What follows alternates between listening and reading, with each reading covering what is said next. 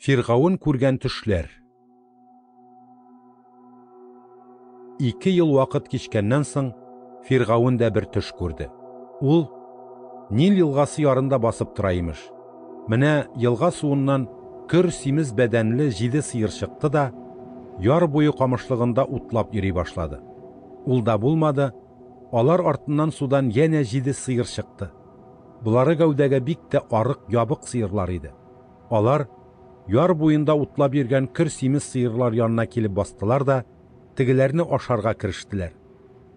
Арык, ябык 7 сыер көр һәм симез 7 сыерны ашап бетергәндә Фирғауын йокысыннан уянды. Аннан ул тагын йоклап китте һәм бу юлы башка бер төш күрде. Имеш, бер сабактан тук симез ырлыклы 7 башак үсеп чыкты. Шуның артыннан ук ач ырлыклы, көн чыгыш җилләреннән тәмам куырылып беткән янә 7 башак үсеп чыкты да тук симез ырлыклы 7 башакны йотып ашап бетерде. Фирғауын уянып, үзенең төш күргәнлеген аңлады. Иртән аның бөтен җаны, рухы тынычсыз иде. Ул чапкыннар җибәреп, Мисырның барлык акыл ияләрен, тәгъбирчеләрне чакыртып алды һәм аларга үзенең күргән төшләрен сөйләп бирде. Ләкин аңа төшләренең мәгънәсен юрардай кеше табылмады.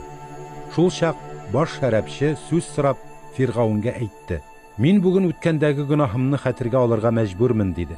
Без кулларына ачуы чыгып, Фирғауын мине һәм баш икмәкчене җан сакчылар башлыгы йортындагы зинданга яптырган иде. Бер үк төнне без икебез дә, мин дә, ул да, һәр кайсыбыз үзенә аерым мәгънәдәге төш күрдек. Зинданда безнең белән бергә җан сакчылар башлыгының кол хезмәтчесе бер гыйбри егет утыра иде. Без күргән төшләребезне аңа сөйләдек һәм ул һәр кайсыбызның төшен үзенчә юрап бирде. Аның юраганнары барысы да дөрескә чыкты. Мин әүвәлге хезмәтемә кайтарылдым, теге икмәкче дарга асылды. Фирғауын Йосыфны тизлек белән зинданнан чыгарып, аны үз янына китертте. Сакал чәчен алдырып, киемен алыштыргач, Йосыф Фирғауын хузурына килде. Фирғауын аңа булай диде: "Мин бер төш күрдем, әмма аны юрап аңлатырдай кеше юк. Синең турыда төшләрне ишетүгә үк юрый белә диләр." Йосыф Фирғауынга җавап биреп әйтте: "Бу минем кудрәтемдә түгел. Фирғауынга хәерле җавапны Аллаһы үзе ирештерер", диде. Фирғауын үзе күргән төшне Йосыфка сөйләп бирде. "Төшемдә мин Нил елгасы ярында басып торам имеш. Менә елга суыннан көр, симез бәдәнле 7 сыер чыкты да яр буе камышлыгында утлап йөри башлады. Ул да булмады, алар артыннан судан янә 7 сыер чыкты. Булары гәүдәгә бик тә арык, ябык сыерлар иде. Андый алама сыерларны Мисыр җирендә минем бөтенләй күргәнем дә юк иде. Менә шул арык, ябык сыерлар әүвәл чыккан симез сыерларны ашап бетерделәр. Симез сыерлар тегеләрнең карынына шулай йотылды да бетте. Әмма йотылулары тыштан беленмәде. Арык, ябык сыерлар электә ничек булсалар, шул арык хәлендә калдылар. Шул чак мин уянып киттем. Аннан тагын бер төш күрдем. Имеш, бер сабактан тук симез ырлыклы 7 башак үсеп чыкты. Ләкин менә шуның артыннан ук арык, ач ырлыклы, көн чыгыш җилләреннән тәмам куырылып беткән янә 7 башак үсеп чыкты да тук симез ырлыклы 7 башакны кабып йотты. Мин бу төшне тәгъбирчеләргә сөйләсәм дә, мәгънәсен аңлатучы булмады." Фирғауынга җавап биреп Йосыф әйтте: "Фирғауын күргән 2 төшнең дә мәгънәсе бердер", диде. Аллаһы алда кыласы эшнең хәбәрен Фирғауынга ирештерә. 7 симез сыер ул 7 ел димәктер. 7 тук башакта 7 ел ул. Мәгънәләре бер үк. Соңыннан пәйда булган 7 ач арык сыер һәм көн чыгыш җилләреннән куырылып беткән ач ырлыклы 7 башак шулай ук 7 елны белдерә һәм 7 ел кытлык буласын хәбәр итә. Менә шуның өчен мин Аллаһы Фирғауынга алда ни кыласын күрсәтеп бирде дип әйттем дә. Шулай бөтен Мисыр җирендә 7 ел бөек муллык чоры булачак. Аннан соң 7 еллык кытлык чоры башланачак һәм Мисыр иле тәмам бөлгенлеккә төшеп, элекке муллык еллары онытылачак. Кытлык чоры шул кадәр авыр булыр ки, ашка интегүдән илдәге элекке муллык бөтенләй хәтердән чыгачак. Төшнең Фиргавунгә 2 тапкыр кабатлануы исә Аллаһның әмре хак булуны күрсәтә. Тиздән ул аны гамәлгә ашырачак. Шунлыктан Фиргавунгә зирәк акыллы бер адәм табып, аны Мисыр җирләре өстеннән идарәче итеп кую мәслихәттер. Фиргавун мәмләкәтнең бөтен өлкәләренә назирлар куйсын.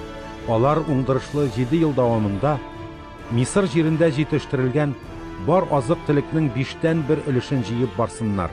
Шул муллык елларында һәр төрле икмәктән җыелган азык-төлек нәрсәсе шәһәрләргә Фиргавун карамагындагы саклык урыннарына туплансын. Бу азык-төлек саклык мал буларак Мисыр җирләренә ябырылачак 7 еллык кытлык чоры ихтияҗына, ягъни мәмләкәтне ачлык һәлакәтеннән коткару өчен калдырылсын. Йосыф Мисыр идарәчесе. Бу мәслихәт Фиргавунгә ва аның барлык хезмәтчеләренә хуш килде. Фиргавун үзенең барлык хезмәтчеләренә Аллаһның рухын үзендә йөрткән мондый кешене тагын кайдан табарга мөмкин дип әйтеп куйды. Йосыфка исә Фиргавун: "Аллаһы сиңа буларның һәммәсен ачып биргән икән. Димәк, синдәй зирәк акыллы адәм бүтән юктыр" диде. "Син минем ил йортымның идарәчесе булырсың. Бөтен халкым синең сүзне тыңлап эш итәр.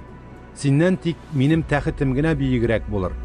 Менә мин сине бөтен Мисыр җирләре өстеннән идарәче итеп куям" дип сүзен битерде Фиргавун. Шулай дип Фиргавун үзенең бармагыннан мөһер йөзеген салып, аны Йосыфның бармагына кигезде. Аңа нәфис җитеннән тегелгән киемнәр бирде, муенына алтын чылбыр муенса такты. Аны үзенең 2нче дәрәҗә арбасына утыртырга кушты. Юлда барганда Йосыфны юл бирегез дигән сүзләр белән каршылап һәм узатып калырга тиешләр иде.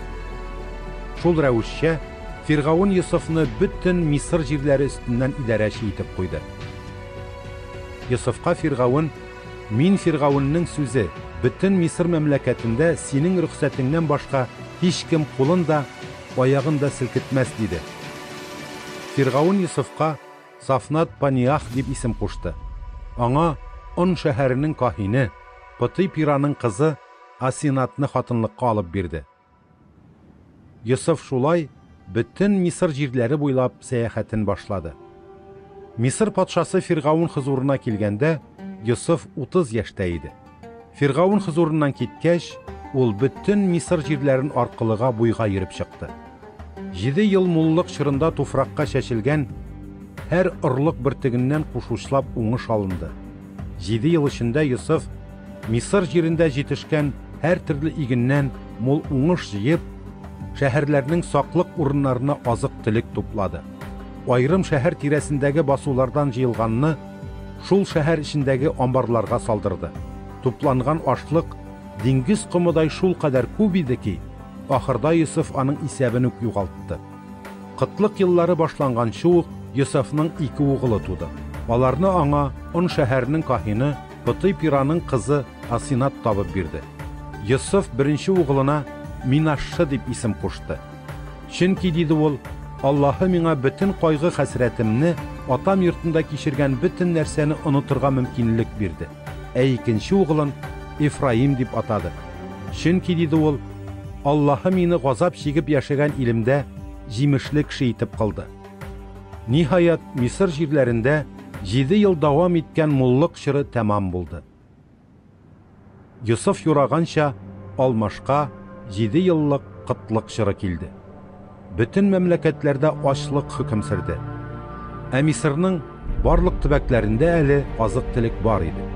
Ләкин тора-бара Мисыр төбәкләрендә дә ачлык башланды һәм халык икмәк даулап Фиргавунга фирят итте. Фиргавун барлык мисырлыларга: "Йосыф янына барыгыз, ул нәрсә әйтсә, шулай эшләгез" дип киңәш кылды. Ачлык бөтен җирләрне биләп алгач, Йосыф азык-төлек амбарларын ачтырып, мисырлыларга икмәк сата башлады. Әмма кытлык Мисыр төбәкләрендә дә көчәйгәннән-көчәя барды. Менә бөтен илләрдән кешеләр Йосыфтан икмәк сатып алырга Мисырга агыла башлады. Чөнки ачлык афәте бөтен җир йөзен каплап алган иде.